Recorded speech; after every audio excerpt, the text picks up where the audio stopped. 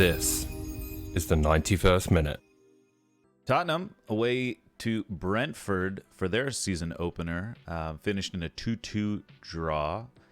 Exciting first half, second half hard fought, but neither team were able to break the deadlock. Ange Postecoglu's first game, official game, in charge of Spurs. Hoff, what are your general thoughts about Spurs opener? Overall, I'm pleased. Brentford away is kind of tricky. They had a pretty good, I think they only lost twice, 2 or 3 times at home last year. So they have a decent home record. And we had 70% possession. I don't remember the last time that happened. Like any time. So yeah, overall, pleased. I liked seeing I really enjoyed, it happened 3 or 4 times. Emerson on the left, like beside Son on the left. This is right back Emerson I'm talking about. And I'm like, who is that over there? Like, what's he doing? I'm like, oh, it's Emerson. And as fate would have it, that he got his goal from that position on the like left central side. But yeah, it was overall pleased. I thought that Destiny looked really good as a 20-year-old in his first Premier League game. I thought he looked very comfortable in that inverted left back position. Madison with 2 assists looked like he met expectations. I have high expectations for him. He met them in the first match. Basuma made Conte look like an idiot in that game. I know Conte's been gone, but there's no other than being injured. He should have been playing him more last year. Even if he only used 2 midfielders, I feel like he was probably our best player. I don't think anyone else was above him. Basuma was very good. Who else was new? Van de Ven looked okay. The second goal is a weird deflection. I don't know if he could have done anything differently, but he is a massive man. And he's also really fast. I was texting with a buddy, like he would have been in the 90s. He would have been one of the best sweeper center backs like in the world, just because of his speed and size combination. Like he could clean up a lot of mistakes on the back line. Hopefully he won't have to do that, but I'm still not convinced by the defense. I don't know if I ever will be, just based on the style that Ange wants to use. But if he wants to win games 4-3, 4-2, 3-1, 3-2 by outscoring the other team, that's how you normally win. But yeah, I'm okay with that because I want to be entertained. And I'm looking forward to the next game. Like last year was such a slog, especially like we would go up a goal maybe and just try to see the game out, and it's not like that anymore. Like he has said as much in the preseason, like he'll be pissed if that happens. Like, why are you sitting back? Keep going, attack, score more. That's what I want. That's what I feel like. That's the Tottenham ethos. It should, or in an ideal world, that's what it would be. Just score goals. The fluidity is nice, and entertain. If you win, great, and hopefully that style leads to more success as well. Absolutely. Yeah. What is it? To dare is to do. That's the slogan. Yeah. I thought it was. I watched most of that game. I think I definitely caught the second half of that game. It was interesting to see the Son. I don't know if you saw, Son is named captain, which is pretty cool. And before the game, he had the team go to the away end and Yep. you know, cheer the away end, and they did their huddle by the away end. So it's almost like, you know, they're coming from they have a little like team in the corner. I thought that was a good idea. I think more teams should do that. It's got a nice Apparently, it's got a nice vibe.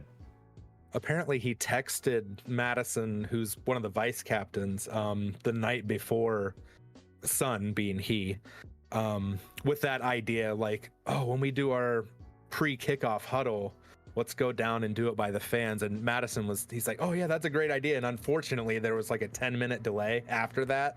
Oh, so they yeah. didn't get, because the fans got, I mean, that they were up for it, and then you kind of had that delay when I think the water went out or something. Yeah, in there's the a stadium. sanitation problem. Yeah, someone clogged a toilet somewhere. But maybe it was Eric Dyer. That's why he wasn't in the squad. I don't know. But yeah, Son was the natural replacement for Lloris at captain. So I have no problems with it. The video that Spurs, the social media team, put out about Ange naming him captain was really good too. Well, he and Madison and Romero were both the vice captains. But yeah, I think as far as like a mentality, like in a game, I would always see Son like show emotion, show encouragement, things like that. Yeah, so I think it makes sense for him to be captain. So Eric I'm Dyer happy was with just it. left out completely. Is he on the transfer block? Yeah. Yes. His contract is up at the end. I think it's at the end of Okay. this season.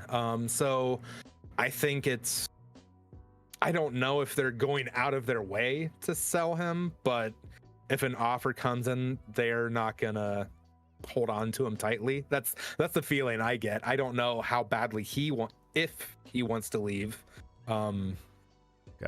I'm not sure about that, but I wouldn't be shocked if he left before the window closes.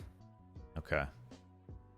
And the other kind of big incident in the game was Christian Romero's head injury. He got a head injury, continued playing, and then scored the goal. Was it Madison that assisted? Yep. He so threw a bullet set piece. Yeah, a Madison set piece, which is kind of a bullet, and then Romero heads it in, Yeah. and then Romero goes down, and then eventually gets subbed off. He was subbed off before the kickoff after that goal. Yeah. Okay. Yeah. He was like, no, I'm okay, and Ange was like, no, you're coming off like now. Yeah. Ange said after the game, he said, people like me should shut up and listen to the doctors. So that's what I'll do. We've gone beyond the stage of managers or players trying to get funny about these things, you know, because so often you see players, you know, get concussed and be like, you know, I'm fine, I'll play. But Yeah. and you could even imagine some managers would put pressure on the doctors to let him play or whatever. But it's good to see him kind of respect the doctors and put the health and safety first. Yeah. You know, get the old school mentalities kind of slowly being filtered from that. Yeah. But yeah, it was a good result for you guys. Well, not exactly the best result, but good performance from you guys, I thought. Yeah. Yeah. I haven't really sorry. said much in this segment because, I mean, you're waxing lyrical about Tottenham and you're excited, and I just didn't want to take away from it. You know. No, go ahead. I wasn't sure. Yeah, go ahead. To dare is to do what exactly would be my first question. Boom. But no. In all seriousness, look, Brentford away is a tough opening game of the season. I'm pretty sure Arsenal took a beating there opening day not that long ago. So yeah, it is tough. I guess, you know, my question for you is, you know, defensively, you said you're still unsure. How I didn't watch this game, obviously. I had other things going on, but you know, how did those two goals unfold? Like, were they set pieces? Were they counters? Because I'm interested in this attacking ethos. Because you know, it's going to cost you. Some teams will prey on you if you're throwing men forward. Yeah. And I did read an article that suggested that's exactly what you were doing. So I just The wondered, did their second goals goal- come on? The second was a counter for sure. The first was a penalty. Hmm. Was it Okay. or was it not? I don't know. I don't know what is or isn't a foul. So, I don't have an English accent, so a lot of people on Twitter say I don't know. So I'll just go with that. But yeah, it was. I mean, Son was coming back, and he was dragging his foot. I forget who the player was that he fouled. But he was away from the ball, and Son's trailing foot he hit the guy on the ankle. He didn't kick him or anything. It came together, and then the guy took another step, and then the theatrics kicked in. So who knows? It was. But he called it. They scored. Okay. It was a penalty. Your captain conceded a penalty. No, It's okay. I'm you not know, arguing about it because I don't know what a foul is. So So I mean, like, so I think that, like you said, you're going to have to rely on maybe outscoring some people. Yeah. Which again, not to say that that's not what you'd normally try and do. right. But like, because it does, now that I say it, it does sound weird. But Yeah, that's what- But I know exactly what you're talking about. It's the 90s Brazil mentality. We'll win 6-4. Yep. Rather than 2-0 or 1-0. Yeah. Yeah. And you know, I just don't know if that is the recipe for success in today's Premier League. Yeah. I don't know if that's sustainable. And I mean, you know, your target, I think you said last week, your target would be top 4. Mm-hmm. I think it could be a struggle because, Yeah. you know, losing Kane, going through new manager, new system, growing pains. Maybe I'll be wrong, but I do, you know, all jokes aside, all seriousness, I think it's going to be a little bit of a transitional year maybe for them. Yeah. On the topic of Kane, first game without Kane for Tottenham in the Premier League in a while. Kane obviously was part of the Super Cup the same day. And lost. Which Bayern lost. Sorry. He started off the bench, but yeah. What are your thoughts on Kane, Hoff? Just now that it's over. I'm glad it's over. That's Yeah. what I think I said that last week. I just wanted resolution either way. So I'm glad it's over. Apparently, like when he first met with Ange, he said, "Look, I want to leave. I'm okay with staying, but if I'm faced with a decision to leave or not, I'm going to leave." Like, okay, fair enough. It's the timing was probably the worst part, just being the day before the league kicks off. But he's not really in. And credit to Ange, I would be more concerned about him leaving if we didn't have the manager in place that we have. There's just something about his, I don't know if it's charisma or what it is. But I feel like every press conference, I'm like, man, I love this guy more and more. Every time he talks, like he's talking about, someone asked him like, oh, what do you think about Kane never winning anything here? He's like, you're going to have to ask him that because we only worked together for a couple months. Like, Right. and just stuff like that. He's very good with the media. And I feel like there's a plan in place. And I know also before I've mentioned, he doesn't fit with the tactics that well. I don't feel he's a good enough player that he could play in them, but I don't think he would thrive in them necessarily. Which someone like Richarlison or Son or whoever else they get to replace him, I feel would be more geared towards that Ange number 9. A guy from Genk, I think. What's his name? Yeah, Gift Orban. Orban. Yeah, Orban. Yeah. That's who you guys are linked to. Nice. Well, we'll see what happens as far as that replacement goes.